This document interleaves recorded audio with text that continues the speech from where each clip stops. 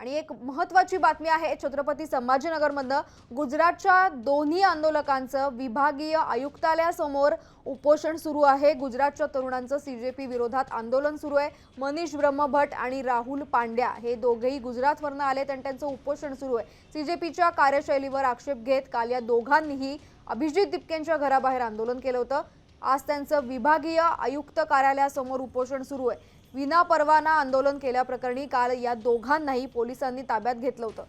निर्णय प्रक्रियेमध्ये कुटुंब आणि मित्रांनाच सहभागी न करता सर्वांना संधी द्यावी अशी त्यांची मागणी आहे। कॉकरोच जनता पार्टी ही फेसलेस असून त्याला सर्वसमावेशक करावं अशी या दोन तरुणांची मागणी आहे।